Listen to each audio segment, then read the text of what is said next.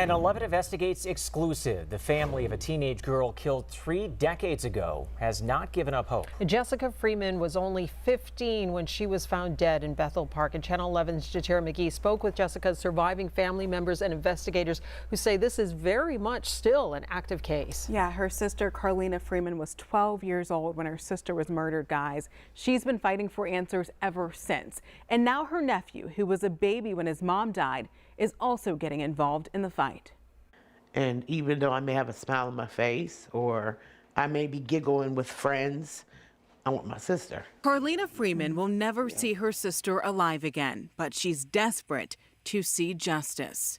Even though it's 30 years, to me it's happened yesterday. July 26, 1992, police found 15-year-old Jessica Freeman's body near train tracks in Bethel Park. This summer marks 34 years. It's very hard, and it's still very hard. More than 3 decades without answers. I get emotional about her because I've been fighting.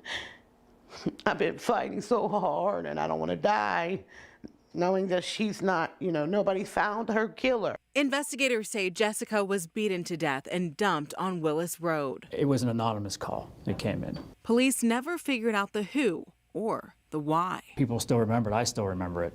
Sergeant Kevin McCool with Allegheny County Police grew up down the street.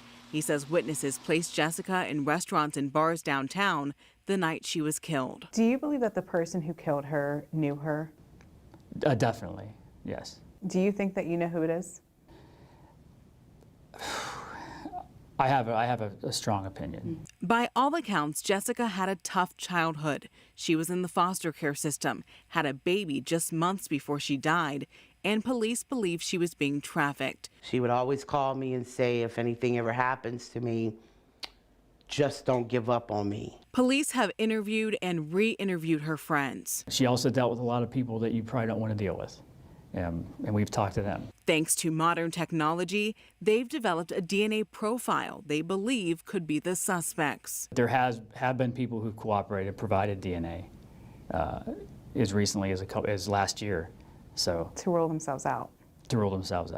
11 Investigates last highlighted the case in 2021, which McCool says led to new tips and information.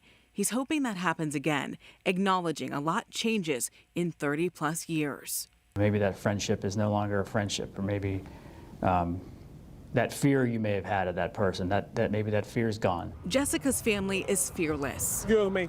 You spread a message from my mother's murder? And determined. Appreciate you. Thank you. Jessica's sister and her son passed out hundreds of flyers at the NFL draft, wanting to catch the right person's attention. I want this in my pocket so I can use something every day. You mentioned Jessica's sister. I've got to know her very well over the last several years, and it would mean a lot to be able to tell her that this is over. In this case, justice would be delayed. The hope is it's not denied. I can't let it go. I'm never going to let it go.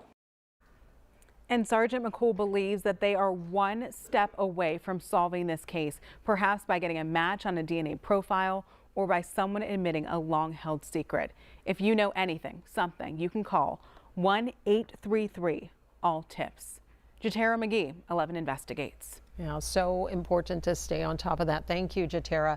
And if you have something that you would like our team to look into, you can always send us an email at 11investigates@WPXI.com. We also have an anonymous form on our website.